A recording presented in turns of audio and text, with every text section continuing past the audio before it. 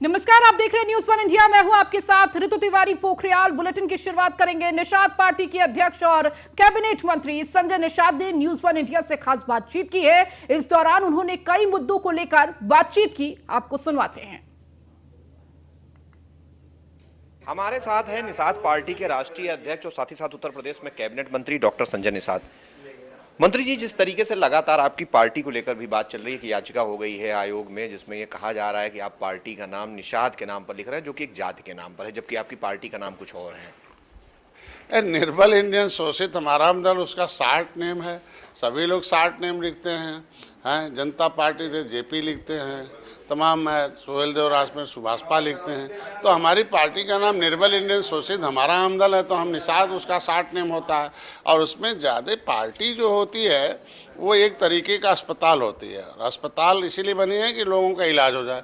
अब पिछली सरकारों ने, पिछली पार्टियों ने तमाम देश में थी, जहाँ जहाँ हमारी बिरादरी गई, अब चूँकि पार्टी का मुखिया होता है तो उसको मान लेते हैं कि इस पार्टी का मुखिया है तो उसमें ज़्यादातर उसमें होंगे। हमारी बिरादरी जिसके पास गई, किसी ने गुर्दा निकाल लिया, किसी ने फेफड़े, किसी ने दिल ही उनका पंचर कर दिया। तो संविधान में हमें जगह दी गई विमुक्त करके, विमुक्ति जनजाति के रूप में। पिछली सरकारों ने ये नेता जिनके उल्टा पुल्टा बोल रहे हैं, इन्हीं नेताओं की वजह से इन निषादों को, मछुआरों को हक हिस्सा नहीं मिला। कभी उनको बताने तक नहीं गए कि तुम्हारे लिए आयोग गठन हुआ, रिपोर्ट भी है, संविधान में लिखा, हमने लिखा किताब, आरक्षण के हकदार सबसे पहले ये लोग।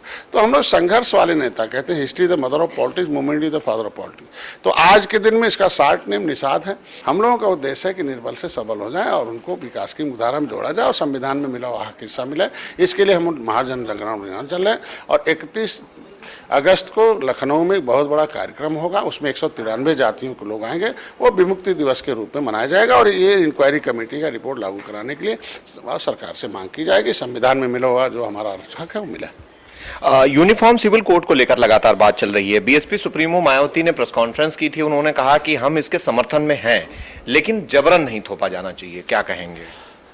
अरे लोकतंत्र है, कोई जबरन थोड़ी थोपता। लोकतंत्र में हितों की रक्षा के लिए कानून का, हमारे इस सिविल कोड का अगर समर्थन करते हैं तो धन्यवाद देते हैं, और रहा कहीं कोई कमी रहेगी तो बताएंगे, सुधार हो जाएगा।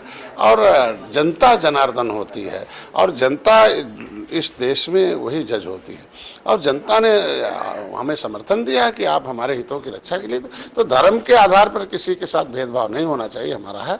और हर जाति, हर धर्म को अगर हम विकास की धारा में ला रहे हैं तो जो पार्टी हमारा समर्थन कर रही है उसको धन्यवाद देता हूँ। ओम प्रकाश राजभर कह रहे हैं कि हम 7 अक्टूबर को पटना में रैली करेंगे, फिर ये तय करेंगे कि किसके साथ जाएं। कुछ बातचीत हुई?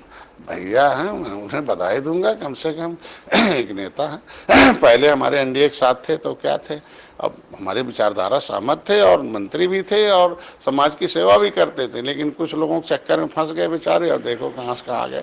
मैं तो यही उम्मीद रखूंगा कि उन्होंने अपने समाज को वादा किया था कि भर भी तरमाली पासी की पर्यायवाची जात है, और उन्होंने अपने समाज को घूम घूम के वादा किया था कि हम अनुसूचित जात का प्रमाण पत्र दिलाएंगे। तो ये बेचारे सपा बसपा के थोड़ा डर गए, अब पिछड़े में बंटवारा मांगने लगे। तो मैं चाहता हूँ कि मैं लड़ाई सही दिशा में ले जा रहा हूँ, उनके लोगों की भी दिशा में ले जा रहा हूँ। कि मैंने लिखवा लिया पहली बार, माननीय योगी धन्यवाद दूंगा कि पत्र लिखा उन्होंने कि डॉक्टर संजय कहता केवट मल्ला मझवार अनुसूचित जात का हकदार है।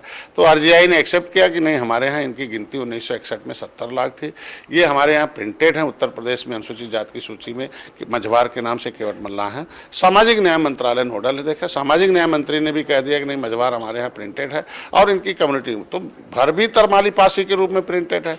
तो हमें भैया, अंतिम सवाल, जिस तरीके से आप बात कह रहे हैं, क्या माना जाए कि ओम प्रकाश राजभर के साथ चीजें ठीक बैठ जाएंगी? क्योंकि ओम प्रकाश राजभर लगातार, चाहे वो जाति जनगणना की बात हो या दूसरे जो उनके मुद्दे हैं, उनको लेकर वो बात लगातार रख रहे हैं।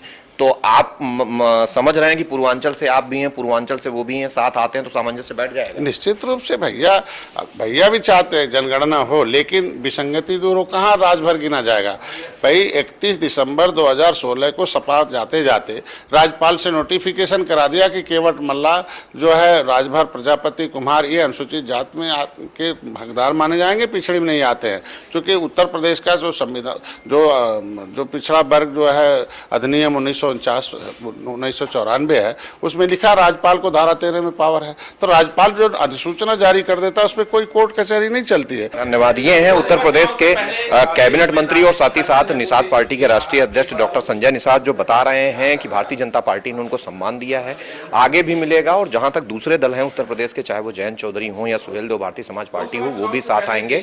और लगातार इस तरीके का माहौल बन रहा है, क्योंकि जिस तरीके से पिछड़ी और अति पिछड़ी, दलित, अति दलित के लिए काम हो रहा है, वो आने वाले समय में भारतीय जनता पार्टी के साथ लोग दिखाई देंगे।